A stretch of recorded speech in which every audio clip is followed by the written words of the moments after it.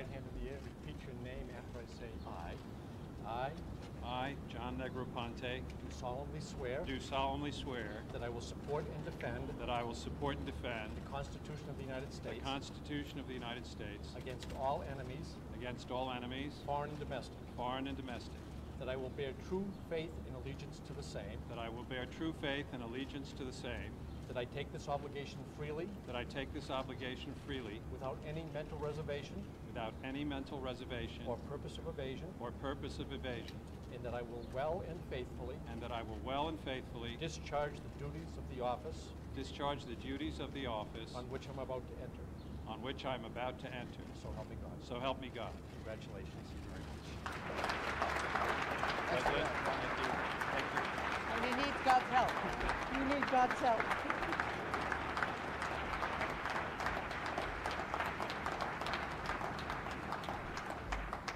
Left hand on the Bible, raise your right hand.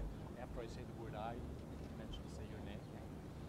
I, Michael Hayden, do solemnly swear that I will support and defend the Constitution that I will support and defend the Constitution of the United States of America against all enemies, foreign and domestic, that I will bear true faith and allegiance to the same, that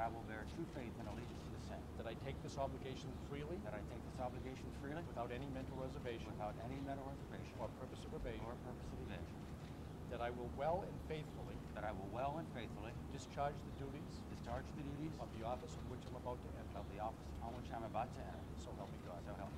Congratulations. Thank you. Thank you.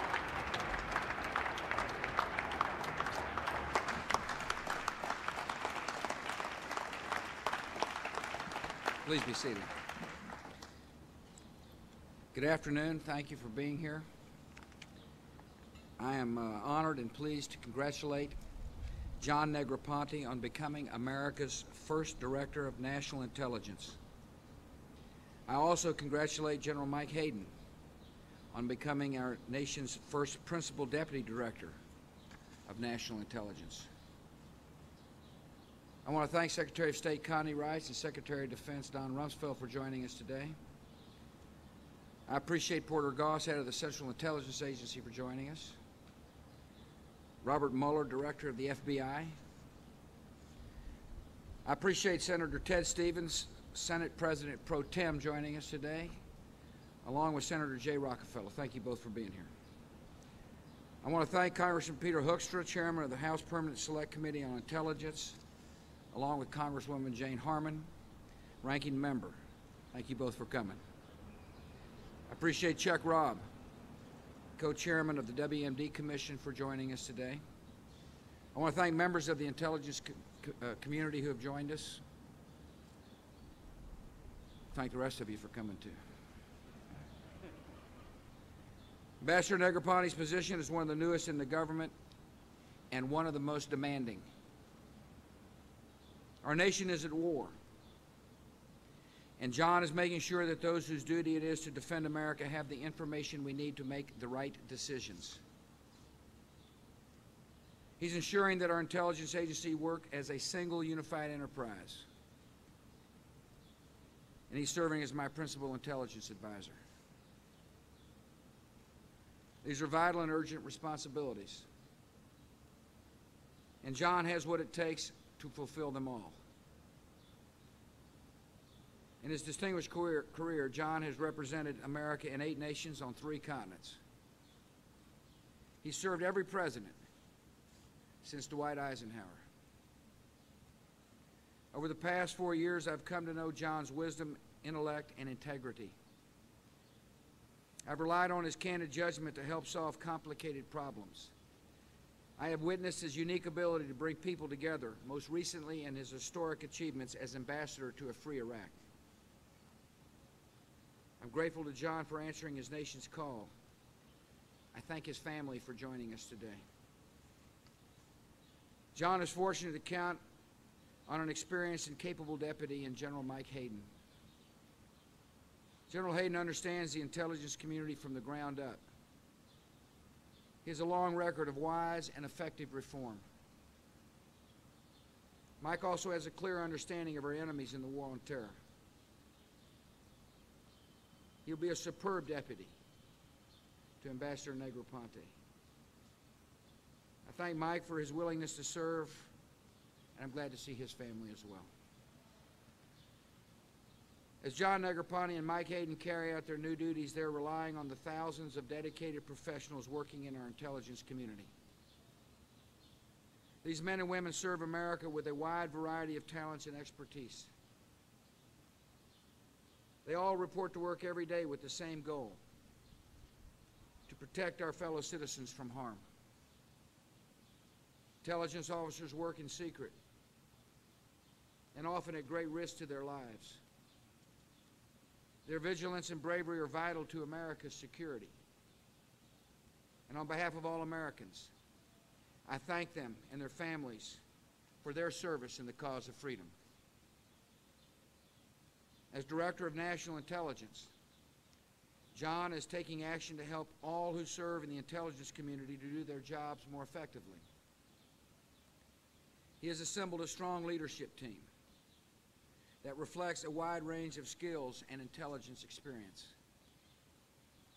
He's visited a number of intelligence agencies, he's listened to experts in a variety of fields, and he's made reforms in the daily intelligence briefing. John recognizes and values the contributions of all who collect and analyze intelligence. He will ensure that they have access to the tools and information their missions demand. In the days ahead, Ambassador Negroponte and General Hayden will continue the structural reforms of our intelligence community that began after September the 11th, 2001. We've now implemented the vast majority of the 9/11 Commission's recommendations through executive orders and the intelligence reform bill I signed last December. My administration is also reviewing all the recommendations made by the Silberman-Robb Commission on weapons of mass destruction. We have already begun to implement a number of their recommendations. We will continue to evaluate and act on the Commission's useful blueprint to improve the quality and quantity of intelligence we collect, and to be able to analyze that information more thoroughly. John Negroponte will also ensure the sharing of information among agencies and establish common standards for the intelligence community's personnel. I have confidence in John Negroponte and Mike Hayden to carry out these vital missions. Well-integrated, effective intelligence efforts are America's first line of defense against the threats of the 21st century. I thank the Congress for creating the Director of National Intelligence position and for swiftly confirming two talented, dedicated Americans to lead our intelligence community. I look forward to working with this team to improve our intelligence capabilities and to use those capabilities to win the war on terror. Congratulations to both men. May God bless you and your families, and may God continue to bless our country. There you go, Mr. President. Launching. Thank you.